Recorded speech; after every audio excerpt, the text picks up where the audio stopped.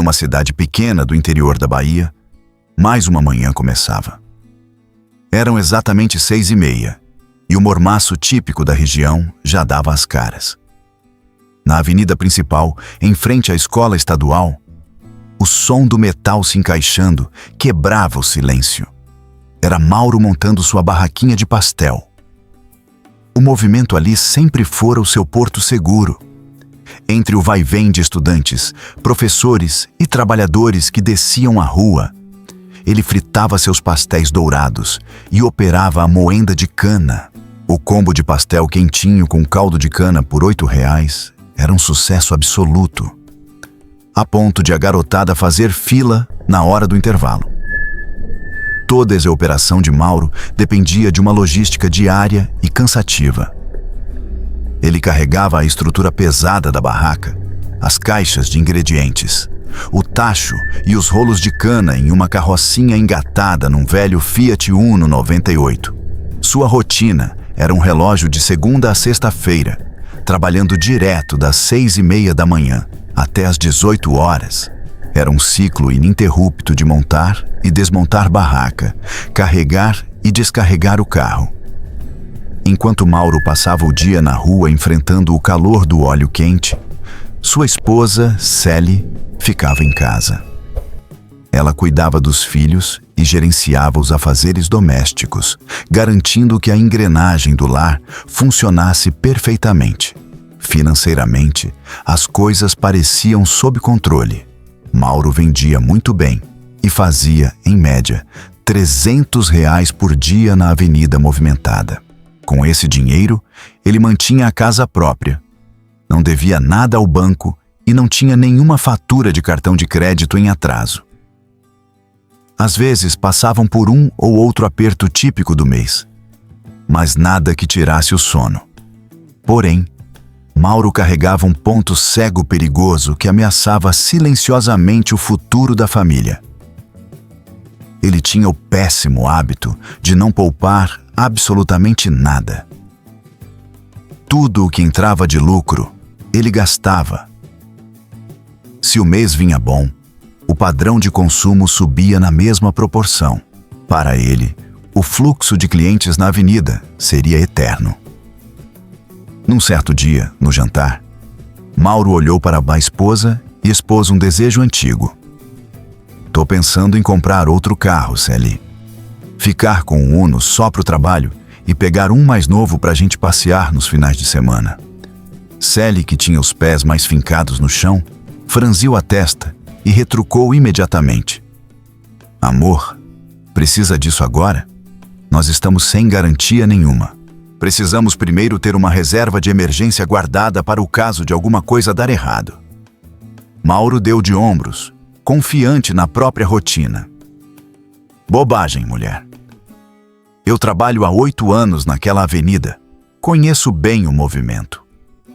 Todos os meses ou são iguais ou tem pouquíssima diferença. O dinheiro do pastel nunca faltou." Decidido e ignorando o aviso, Mauro foi até a concessionária da cidade vizinha. Sem nenhuma entrada guardada, aceitou as condições que lhe ofereceram e financiou um carro popular 0 km, dividindo o saldo em 60 parcelas fixas de R$ 1.600. Por cerca de 2 anos, a vida seguiu seu curso normal.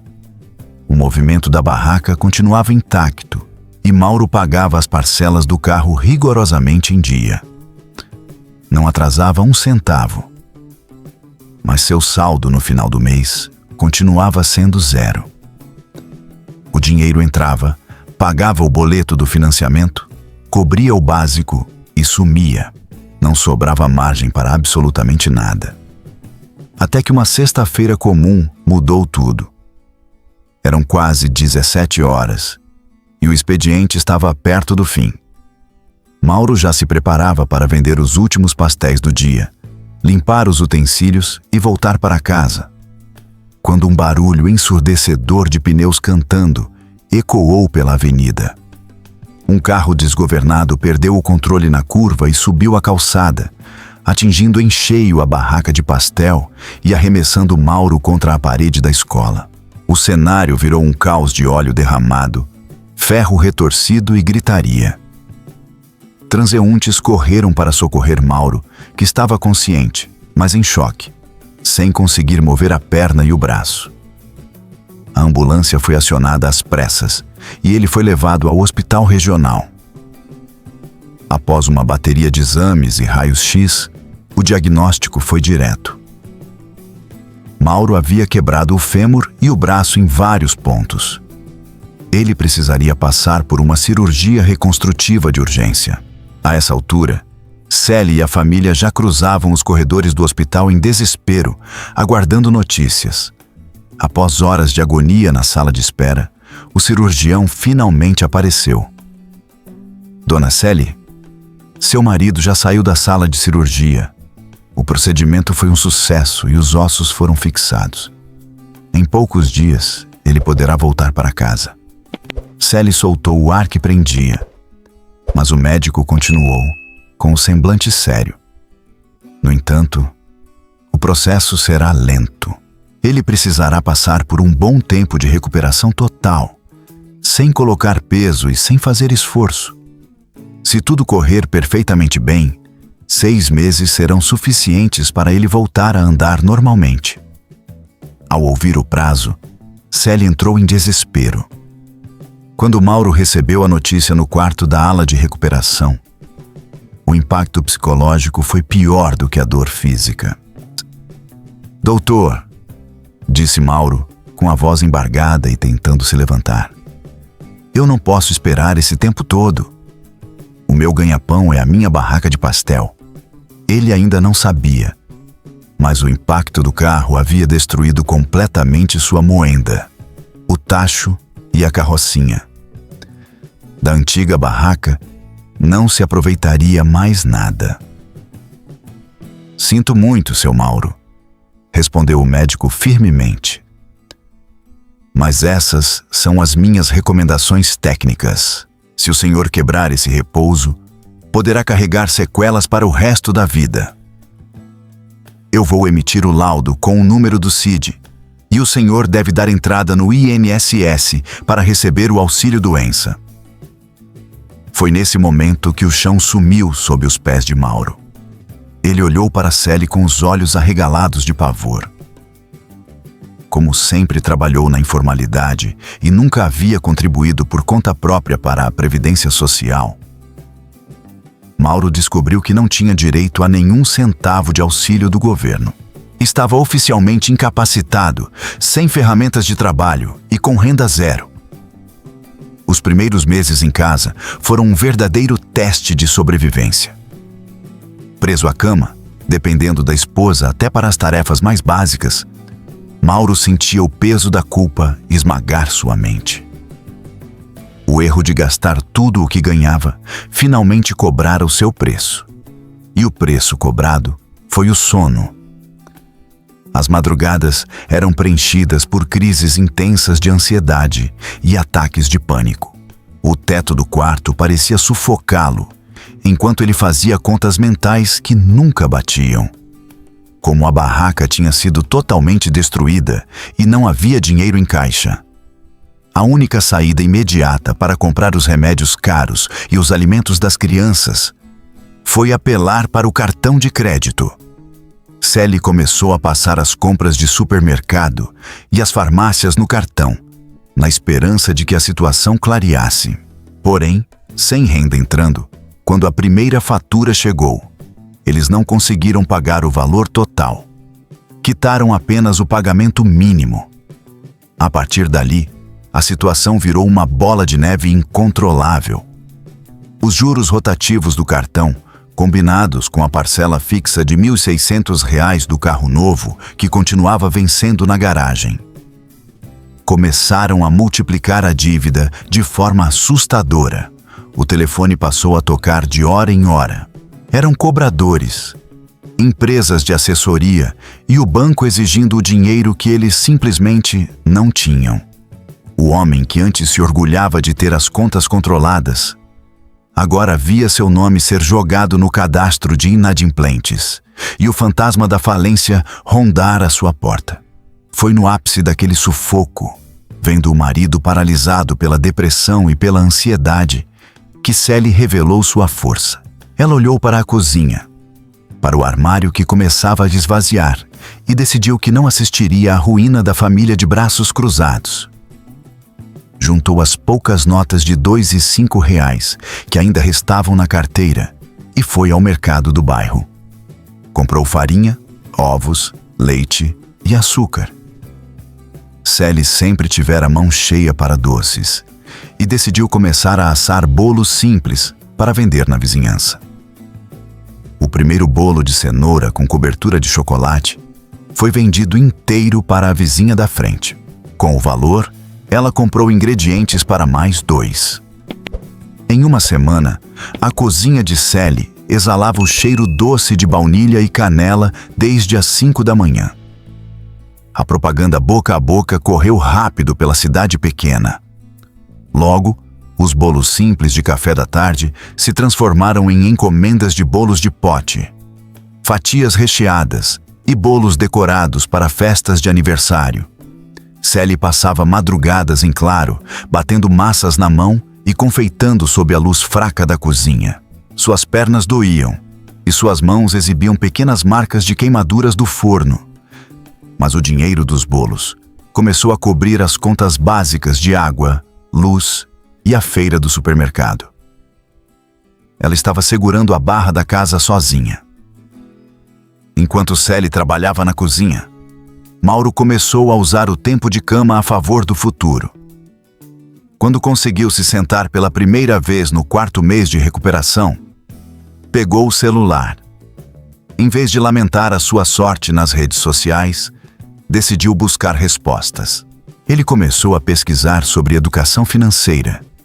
Queria entender como tinha errado tanto mesmo trabalhando duro e vendendo bem por quase uma década. Ele devorou vídeos de finanças, leu artigos sobre empreendedorismo e aprendeu conceitos que antes ignorava por completo. Teto de gastos, fluxo de caixa, juros compostos e, principalmente, a importância vital da reserva de emergência que sua esposa tanto pedira no passado. Mauro entendeu que faturamento não é lucro e que trabalhar sem um colchão de segurança na informalidade é uma armadilha que destrói qualquer negócio no primeiro imprevisto. Apesar do sucesso dos bolos de Sally, a estrutura financeira da família ainda estava rachada por causa das parcelas acumuladas do financiamento do carro e do saldo devedor do cartão. Em uma manhã de muita conversa, engolindo o orgulho que ainda lhe restava, Mauro chamou a esposa e tomou a decisão mais sensata da sua vida.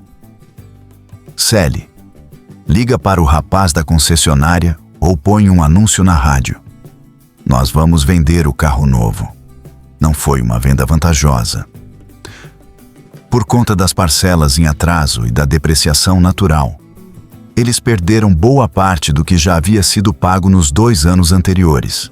No entanto, o valor líquido que sobrou da venda foi o suficiente para quitar integralmente a dívida monstruosa do cartão de crédito, eliminar as parcelas restantes do financiamento e pagar os antigos fornecedores da avenida, a quem eles ainda deviam os insumos da semana do acidente. Quando o comprador levou o carro embora da garagem, Mauro sentiu um misto de frustração e alívio. Aquela falsa sensação de status estava indo embora. Mas, em contrapartida, a sensação de deitar a cabeça no travesseiro naquela noite sem nenhuma ligação de cobrança foi o melhor remédio para a sua ansiedade. Eles estavam sem nenhum tostão no bolso, mas estavam limpos novamente. O nome da família estava resgatado. Quase 7 meses após o acidente, a perna de Mauro finalmente deu sinais de recuperação completa. O médico examinou os raios-x e deu o veredito. Os ossos estavam firmes e colados. Ele poderia voltar a trabalhar, desde que evitasse carregar peso excessivo nas primeiras semanas. O retorno não foi fácil. Mauro comprou uma estrutura de barraca usada, menor e bem mais leve do que a antiga, além de uma moenda de cana de segunda mão, pagando com o resto do dinheiro dos bolos de Sally. O velho Fiat Uno 98, fiel companheiro de guerra, foi revisado e voltou a ser o único veículo da casa, encarregado de puxar a nova carrocinha. Na segunda-feira em que completou exatamente 7 meses fora da avenida, Mauro estacionou o Uno em frente à escola às 6:30 da manhã. Suas mãos tremiam levemente ao acender o queimador do tacho de óleo. Ele sentia as dores musculares da falta de costume e mancava de forma quase imperceptível ao carregar os utensílios. Mas sua postura mental era completamente diferente. Quando o sinal do primeiro período tocou e os alunos saíram para o pátio, os gritos começaram. O homem do pastel voltou! Velhos clientes fiéis, professores e os jovens fizeram fila para comprar o pastel com caldo de cana. A lousa com o preço de R$ 8 continuava lá. Mas a mente de Mauro agora operava sob uma nova lógica matemática. Cada centavo que entrava ali já tinha um destino traçado em um pequeno caderno azul de anotações que ele mantinha no bolso do avental. A vida de Mauro e Sally não ficou rica ou fácil da noite para o dia. O cansaço físico da jornada de trabalho diária era exaustivo e as dores na perna de Mauro exigiam que ele fizesse pequenas pausas durante a tarde. Sally não parou com os doces. A produção de bolos agora estava consolidada e integrada ao orçamento familiar, funcionando como uma segunda fonte de renda fixa para a casa. No final daquele primeiro mês de retorno ao trabalho, o casal sentou-se à mesa da cozinha para fechar as contas. Mauro somou todo o faturamento dos pastéis e Sally colocou na mesa o lucro da confeitaria. Eles separaram o dinheiro exato para a reposição dos ingredientes da barraca, o custo dos insumos dos bolos e o valor necessário para pagar a luz, a água e a feira da casa. Em seguida, Mauro pegou o celular e abriu um aplicativo de conta digital que havia estudado durante os meses de cama. Com o coração batendo forte, ele transferiu exatamente 15% de todo o lucro líquido do mês para uma aplicação de renda fixa com liquidez diária. Ele guardou o celular, olhou para as mãos calejadas de Sally e disse com os olhos marejados de gratidão: "Esse aqui é o primeiro depósito da nossa reserva de emergência, amor. Daqui a gente não mexe por vaidade nenhuma. Se o destino tentar derrubar a nossa barraca de novo, ele vai encontrar a nossa família protegida por um escudo." Mauro aprendeu a lição da forma mais dolorosa possível, mas reergueu-se. A cicatriz em seu fêmur passou a ser o seu lembrete diário de que o segredo do sucesso não está em quanto dinheiro você consegue exibir na garagem, mas sim na segurança e no juízo com que você protege o futuro de quem você ama.